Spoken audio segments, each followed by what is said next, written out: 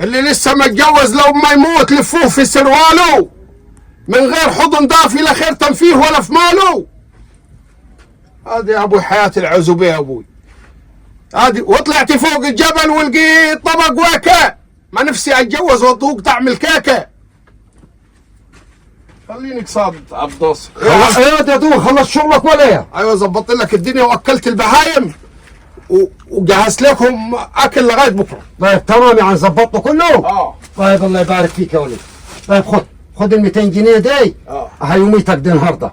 بارك الله فيك عشان معي مشوار يا عم عبد الناصر. بس تجيني بكره الصبح بدري يا ولد عشان توكل البهايم. حاضر يا عم عبد الناصر. ما تاخرش علي. لا حاضر. بارك الله فيك يا عم عبد الناصر. ماشي.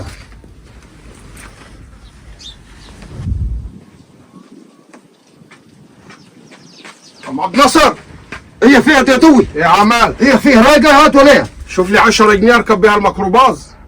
يقعد لسه انا من نص ساعه بديك 200 جنيه. ما خدوها مني يا عم عبد الناصر. خدوها كيف؟ سرقوك؟ عارف بعد ما اديتني ال 200 جنيه طلعت من عندك لقيت واحده حلوه راكبه توك توك ومعاها عيل سايق التوك توك. انا عجبتني بيني وبينك وانا مش متجوز وخلايقي ضايقه. اول ما لقيتها كده بصت لي قلت لها بس بس بس. راحت قالت لي خد تعالى عايزاك. قلت لها يا فرحت انا عشان حلوه.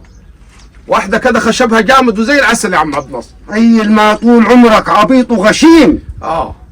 راحت قالت لي اول ما لقيتني كده بقول لها بس بس قالت لي خد تعالى عايزاك. رحت لها أنا. قالت لي بقول لك ايه؟ قلت لها يا قالت لي جيب 200 جنيه واوريك بضرب الحقنه وين. انا فرحت رحت مديها ال 200 جنيه وبعد ما اديتها ال 200 جنيه ضربتها في جلبيتها. ايوه. وقلت لها وريني بتضرب الحقنه وين. قالت لي في الصيدليه اللي اخر الشارع وخذت التوك توك وهجت بال 200 جنيه يا عم عبد الناصر. هات 10 جنيه. والله تستاهل.